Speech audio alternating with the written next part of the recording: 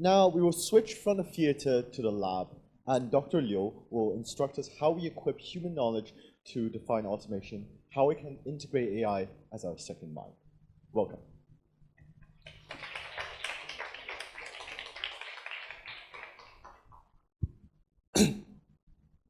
Okay, my pleasure to present my topic and my thoughts on AI here.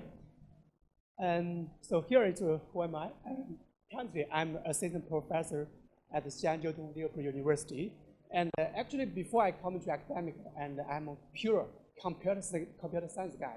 I'm the job is a data scientist or maybe AI. And then I bring the technical I have into the academic. And so it's very natural, my research direction. So it is investing on the AI and the financial markets. Maybe more broadly, we mainly use the AI to tackle the business questions. So here is my research area and my expertise. And okay, so my sharing agenda. So firstly, I will review the current AI intelligence level and find some drawbacks I find. And then I want to rethink about the human intelligence and what is the next stage of a current AI. And then finally, I want to answer to conclude with how can we adapt in this AI age. So this is my sharing agenda. Okay, so I believe most of us think current AI technology is quite powerful, right? It could almost help us do all the work human can do. But very powerful, that means it do not have do not have drawbacks. So one drawbacks I find it is the current AI technology mainly excel at synthesizing existing human knowledge to answer questions. So, and this conclusion actually is quite easy to test. For example, we could ask, could you please help me propose a new drug that can cure cancer, right? And we know definitely the AI would give you an answer, but the answer wouldn't work, right? So this is one thing. And also we can ask, for example, could you help us design a wings, a pair of wings? Let us fly like a bird. It couldn't work. How about if we want to live longer, design a drugs make me, for example, live 100 years, right? Why? Why? He can give an answer, but we know the answer didn't work. The reason it is it's grounded on how we train large language model. Okay, so it is mainly synthesizing existing current human knowledges. But we know, right? I'm a research scholar, part of also could be called a scientist. So we may believe, as the technology advances, we believe one day human scientists, maybe one day with advanced technology, we can develop new drugs, can treat cancer. We can be design wings, a pair of wings. Let us fly like birds, right? So let's ask a question: why we believe human scientists, human itself, we can develop new knowledges, and the current AI couldn't develop this new, discover new scientific knowledge and develop new solution, help us solve the problem. What it is the difference between the human intelligence and the current AI intelligence? Then I came to find the intelligence, and I found a conclusion, an excellent conclusion made by Alan Turing. So we know the Turing test, right? If the machine produced the answer and the human couldn't distinguish whether the answer is produced by machine or human, then this machine has intelligence, human-like intelligence. So he designed the Turing test and have an excellent conclusion judgment about what is intelligence. He said, so if a machine is expected to be infallible, it also cannot be intelligent. So this conclusion, it looks a little bit counterintuitive, paradoxical conclusions. So after I figured it out, I find actually it's quite interesting, very intuitive to understand. So here, let me use one example to elucidate the process. We think about that. How does human scientists to acquire new knowledge? So we take the example here, flat Earth, I believe, to the round Earth theory. How? To begin with, we think we stand on, it is a flat Earth. And one day, people find that when the ship coming to the shore, right?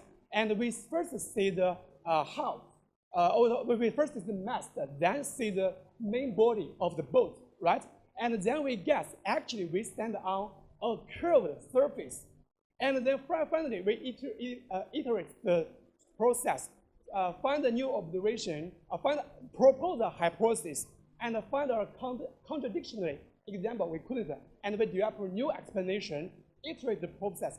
Finally, we get the answer, the right answer, right? We actually stand on a very huge sphere, right? So this is the process. How does human scientists get new knowledge?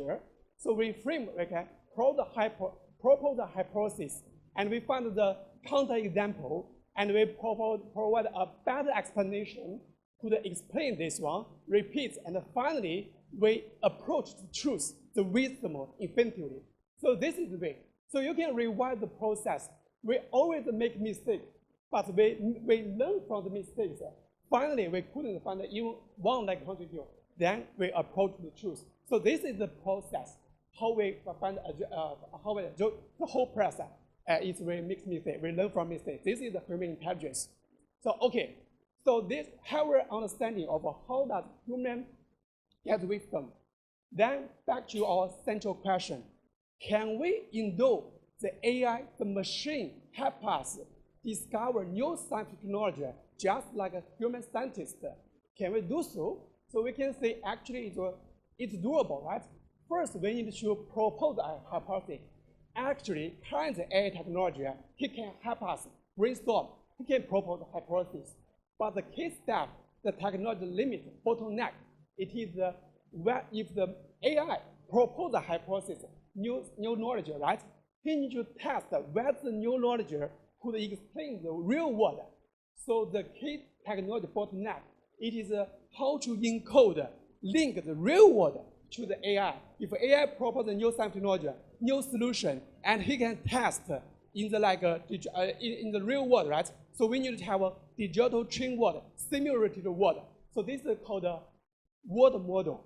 So let the AI test his new solution, new proposal, and if he works in the simulated world, then it could be also work in the real world, right? So he can help us to explore new knowledge, new solution. Maybe we can find a solution for cure cancer, something like this.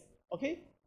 So because I'm like a professor in like a business school, so I meaning like spend some time to encode the business world to the large language model, help us like a large model propose a solution, and I tested whether it can work in the real business world. Okay, actually we find that encode all the business aspects is quite challenging, but it's doable. We encode part of real business world and then test the specific theory. That is doable. So this is our technical solution. And what it is we are doing. So for example, we distill CEO cognitions, larger companies around the world, because this CEO, they have public available data, right? We have their compensation, their CV, where they graduated, where they learned, right? What kind of knowledge they have, and their public speech. We know here the cognition, what is their, what they think. So this is the way like distill some like a major force in the business. So I have a business world model. So if we like, for example, I can like have a business like distill the real world, right? Real business world, and link to the larger model. What kind of like work? What kind of work we can do? So for example, at the government, currently, for example, AI impact the labor market. The government care about employment, and the student maybe think about what kind of job we can find, right? So how to reduce AI impact on the labor market? Government may be interesting. We have a goal, and we can ask the larger model propose some like policy, initial policy. If a firm like use AI to replace labor, he needs to pay tax. We call the AI tax, right? He can pose and then we like going to this goal and the policy go to the business world model and look at how that CEO will respond. And if we respond, what is the final equilibrium and what is the flaws of this policy? And then we also use because we need to be intelligent about the learn from mistake. We know if this policy have those kind of drawbacks, and then we synthesize the real goal and initial policy and the flaws. Finally, so we rewrite the project. This process, it is how we learn from the mistake, the kind of policy flaws. and we iterate the process. Finally, we maybe find a relatively good solutions. So we can see this is how our solutions framework to adjust this business model to explore, help us find a new solution to explore the unknown world, address kind of real world problems. Okay, so this is one example. So now we think about the next question. So we know current AI work almost could replace most of work. And through the framework I proposed, so it looks that AI is potentially replace human scientists to do research work. At least it looks it could replace me. Then, do we still need to learn, educate ourselves in the AI age, right? What is the meaning for us to learn here? What is the meaning for us to apply university? So do we need to do this? Okay. So here I share my thought. Sure. Actually, to my understanding, how to answer the previous question, most of our folks, it is okay. Most of our folks, it is on the how AI, what kind of job AI can do. We focus on how intelligent AI it is. But if you look back, the definition of AI, why we have AI, actually it is we want a machine have the human intelligence, replace human to do work, help human to address the question. So you see, well, for a more fundamental first principle question, it is the question first. We want AI help us address the question. So to answer this question, how to adapt in AI age? So we need to look at what kind of a question human want to solve, then how to use AI, how to embed human in the loop. So this is my thinking, my framework I proposed, very preliminary. So to my understanding, observation, and AI usage experience, at least we have two types of questions. First, called a clear question. What is clear question? Clear question means if you finish the question, you clear no, you finish it. For example, I have a question. I want to fly like birds. If I can fly to the sky, I know the question solved. Like also cancer, right? If diagnosed with healthy, and we know I can recover, right? So the clear question means we have a clear, very clear criteria here where we solve the problem. And within clear question, we have two types of question. One clear question with very simple solution, the other with however complex solutions. Simple solution like a textbook, meaning like a white-collar job, like a manager files, something like that, routine admin work. So there is no need for me to remind you. For those kind of questions, we do not need to spend time, right? And it could be automated by the AI, even the current AI. But how about the others?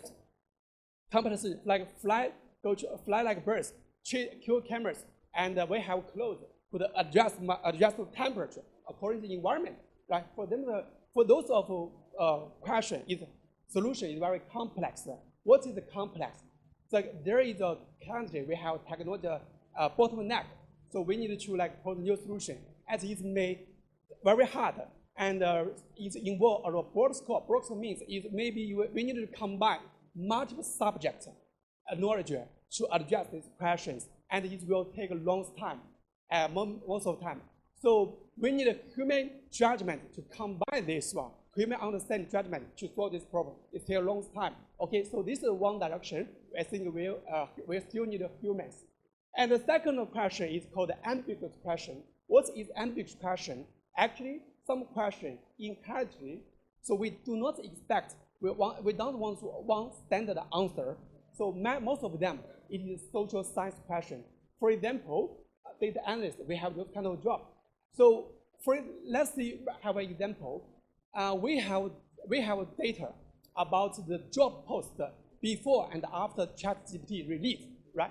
And we can ask ChatGPT AI to help me analyze the job posting data, and he can do it.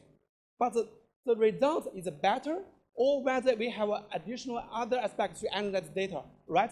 So actually, the job posting data, the data itself, it is a compression of the real world.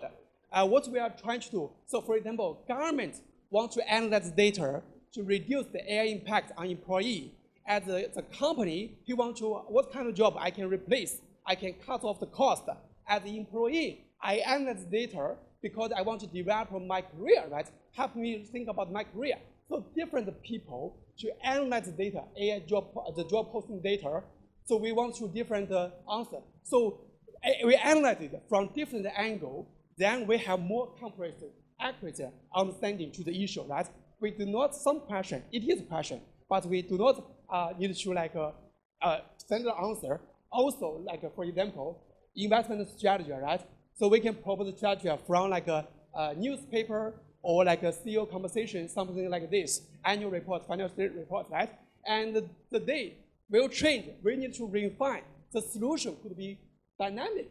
So in this way, it's required human understanding and judgment, and also agree we could like human could engage, human should in the loop. And finally, about the human knowledge inheritance, which is the word. Okay, so this is the due to time limitation. My final conclusion, it is how to adapt in the age of AI. Maybe we should back the first principle. We need to find the question you are passionate about to solve. Better to find it in the question.